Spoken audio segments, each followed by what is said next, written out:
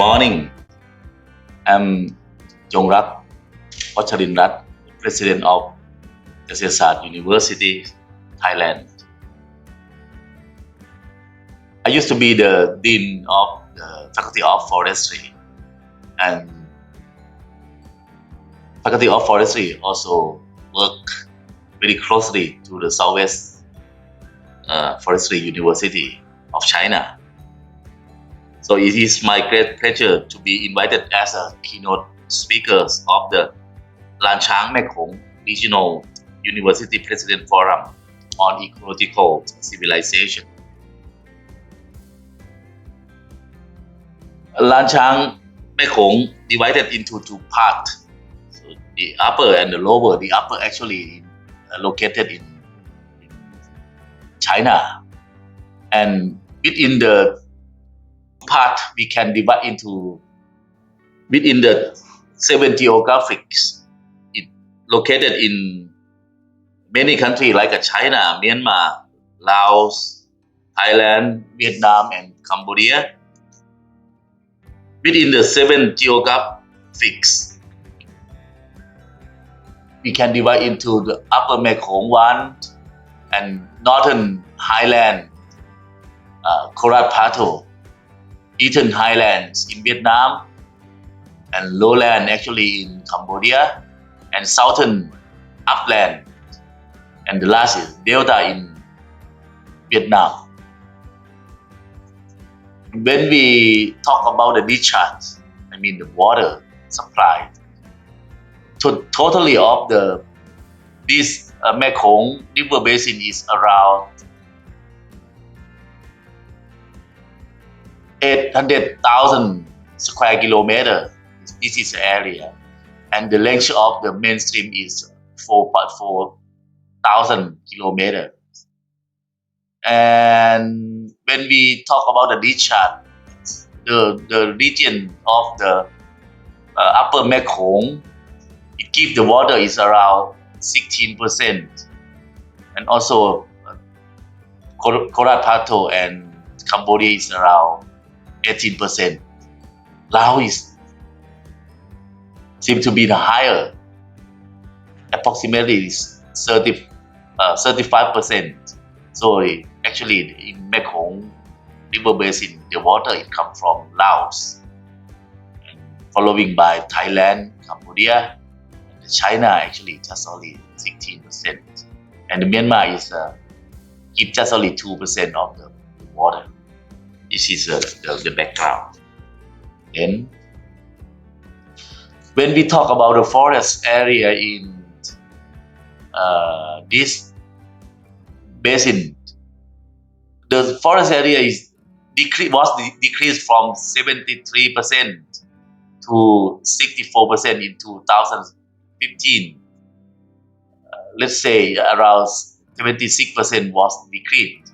As you can see, the red color was changed in the map.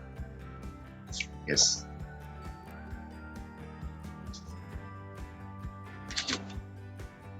And also, if you look at the detail of the data of forest cover rate, so the highest in China around 55%, and the lowest in Thailand just only 32%, and average is around more than 50%.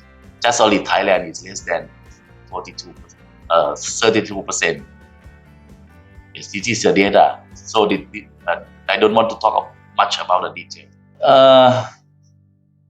When look at the detail of the forest loss, you can see map and the graph. The forest loss in Cambodia still decreasing every year from 1990 to 2015. Every year, its forest was decreased, and you can see in Vietnam, forest increase For the Myanmar also decreased, and Thailand seemed to be stable from 2000 to 2015. So let's say Cambodia and Myanmar seem to be serious about the decreasing of the forest. And the other problem is forest fragmentation. So if you can see the color, the green color is a core area that still be the forest, and the other we can divide into the patch, transition, edge, and perforation. Most of them should be improved to be the core area finally. So you can see now the forest fragmentation is occur all area of the Mekong River Basin. When we talk about the driver that we can see the negative driver. The problem is increasing of the population. So the number of the population is from 180 million and into increase to the 237 million in 2015. So every year the population increase. This is a serious problem of this basin. The second is agricultural expansion. So the air, like in Cambodia, increasing around 30% during 20 years, and that means Cambodia the forest loss is around 25%. And the third is infrastructure development. Fourth is hydropower dams. So there are more than 750 dams have been tagged in the Mekong River Basin. Road construction, illegal and unsuitable to logging. That is also a serious for the forest was decreased. The other is mining operation and forest fire, also the serious for decreasing of the forest.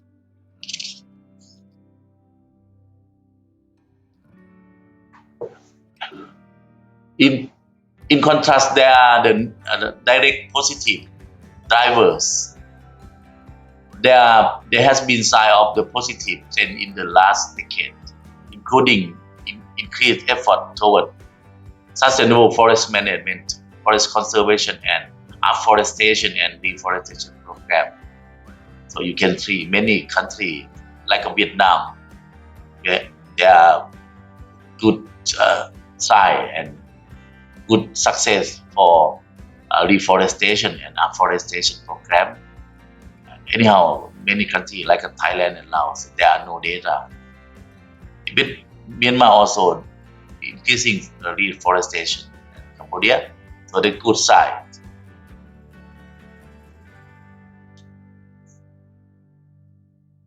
So this is a forest area for conserve the biodiversity. You can see Cambodia is increased, Thailand increased. I mean the forest conservation. Myanmar also increased. Anyhow, Laos seem to be decreased a bit.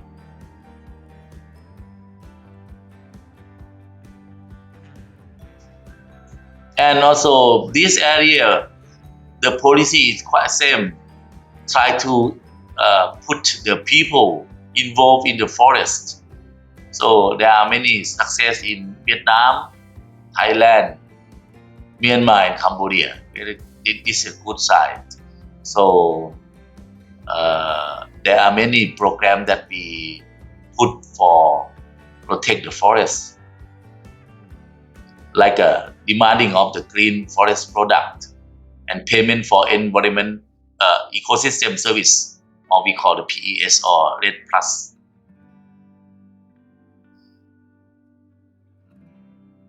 And also there are direct positive driver like a supportive forest policies and legislation.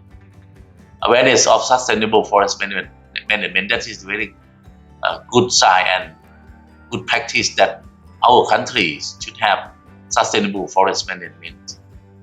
So the forest will remain if we use this program. And opportunities provided by SDG, this is a new one, Sustainable Development Goal, that is related to our green area. So we must put Sustainable Development Goal and the forest management to be in the same. And the Paris Climate Change Agreement also, this is a positive driver to protect our green civilization. So finally, I would like to share the recommendation for the green development in Mekong River Basin. One is should be cultivation forest to non-forest area to forest-based landscape.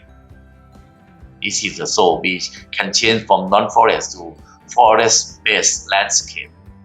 The second is afforestation in non-forest area. As I show you the map, northeast of Thailand, there are very few of the forests. So we should put is afforestation program. And then planting suitable perennial in lowland. Some lowland like in Cambodia, Vietnam, perennial crop should be replaced and try to put like a mixed orchard in this area because there are water and very close to the agricultural areas.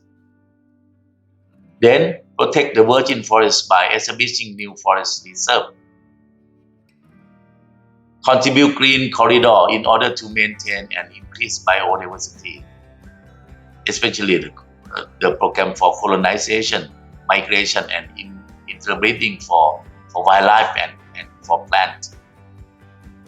Then rising awareness in importance of urban forests for over 200 million population.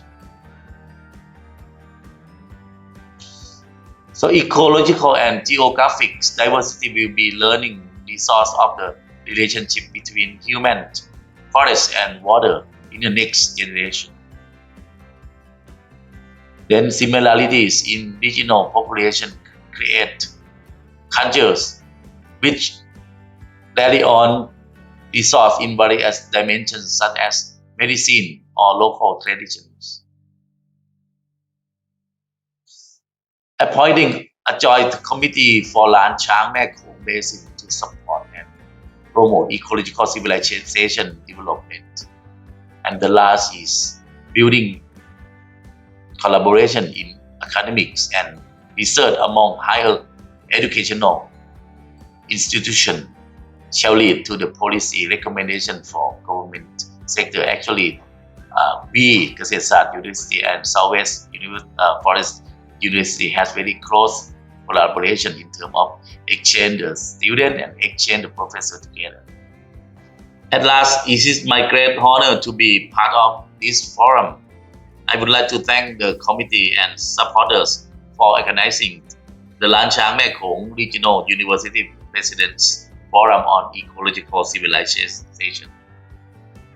As far as I can see, this valuable forum shall be a platform and for sharing ideas and experience with one another for future collaboration. So thank you very much.